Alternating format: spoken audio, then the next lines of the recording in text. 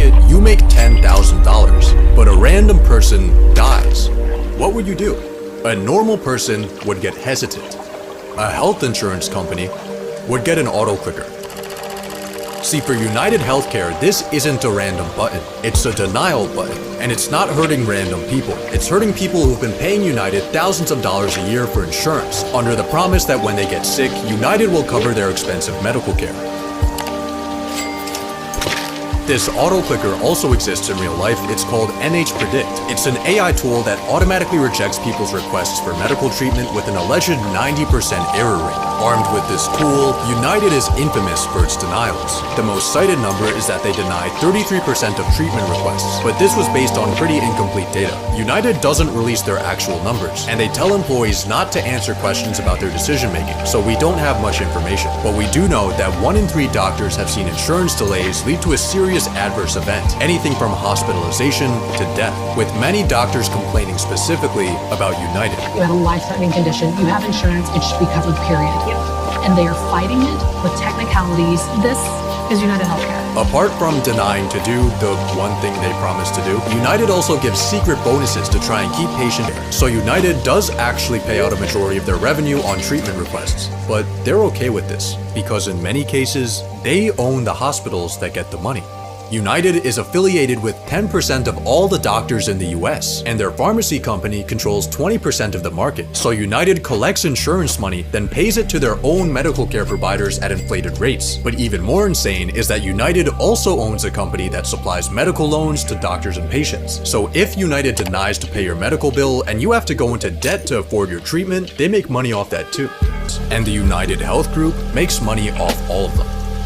Pharma launched a painkiller called OxyContin. During the release party, Purdue owner and cartoon villain Richard Sackler said the new drug would bring a blizzard with an army of sales reps incentivized with large bonuses. They went over to doctors and falsely claimed percent, and that normal signs of patients being addicted, like asking for higher, they were pseudo-addicted, and the solution was a higher dose. Purdue held conferences and flew out thousands of doctors to tell them how awesome OxyContin was, and the drug started bringing in. Gave a conservative estimate that Oxy had killed 59 people in his half of the state. Richard Sackler responded to this in a private email, saying, "This is not too bad. It could have been far worse." It got far worse. More and more people began getting addicted, and oxy overdoses were kind of becoming a serious to pay a $600 million fine for false advertising. Richard Sackler's PR strategy of hammering on the abusers in every way possible didn't seem to be working, because by the 2010s, all of this negative publicity was hurting the oxy market. But Purdue had one genius plan to recapture lost sales. They hired McKinsey. McKinsey is a management consulting company. They get paid an insane amount of money to tell businesses what to do. When Walmart hired them in the early 2000s, they told the company to cut costs by dropping employee benefits. When they worked with Allstate Insurance, they invented the legendary deny button.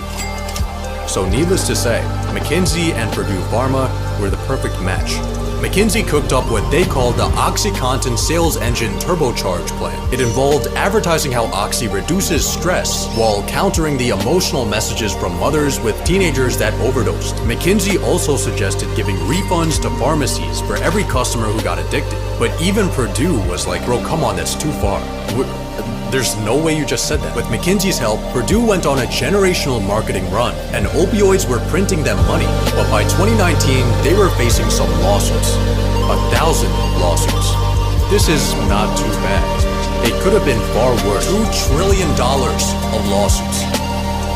Purdue declared bankruptcy, and in 2020, they were found guilty for conspiracy to defraud the United States and offering illegal kickbacks to doctors. They reached a $7.4 billion settlement, with $6.5 to be paid by Richard Sackler's family. Luckily, they've stashed away a lot more than that, so they'll be fine. The supplier of the raw ingredients for the opioids was actually a name you might recognize: Johnson & Johnson, the company known for bangers like putting asbestos in baby powder, aggressively selling cancer-worsening drugs, and making the Wish.com version of the COVID vaccine.